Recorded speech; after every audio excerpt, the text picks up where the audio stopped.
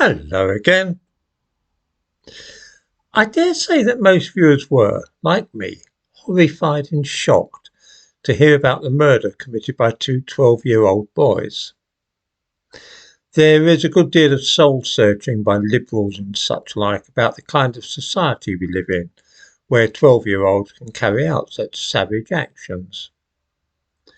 One thing which not one newspaper or television channel wishes to mention, though, is that this was a racially motivated crime. When you consider the enormous repercussions of the death of Stephen Lawrence, you might have thought that something like this, in which race was just as much a factor, would be well on the way to becoming every bit as much a cause célèbre as Stephen Lawrence, but it really doesn't look that way. Nobody even seems to be interested in that aspect of the thing.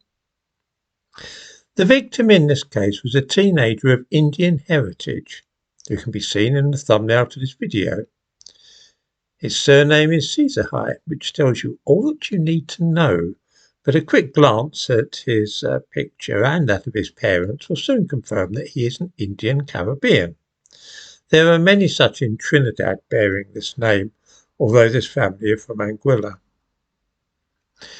The accounts of the young man's death make it very clear that the two youngsters who killed him did so quite deliberately, after purposely barging into him with their shoulders to provoke him and picking a quarrel. They targeted him even though he was minding his own business. This was not a robbery gone wrong. The boys who went after him had already a desire to attack him based on his appearance. It was because he looked like somebody of South Asian heritage, as indeed he was.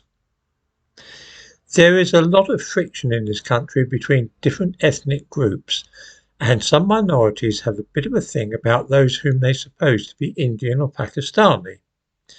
They resent the fact that most small shops are run by such people and feel that they are cheated and exploited by them. Sometimes members of some visible minority will visit districts where there are many people of South Asian ancestry with the intention of robbing them or even just carrying out random assaults. In London, there have been cases of young men from Brixton crossing the river and trying this game in Tower Hamlets.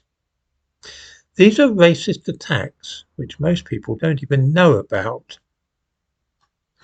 The groups of young men who swarm through shops owned by Asians and steal all that they can carry off, they're racial attacks too.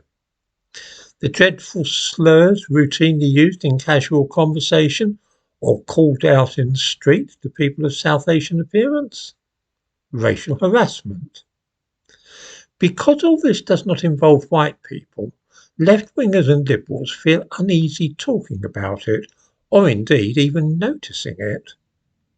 That is why absolutely nobody will say out loud what everybody knows full well, that the hideous crime carried out by those 12-year-old boys was a racially motivated attack.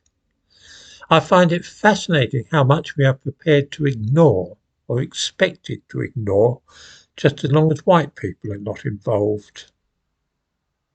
I'm sure that there is a word for this, when we turn a blind eye to bad behaviour as long as those committing it have skin of a certain colour. What can be the expression for which I'm looking?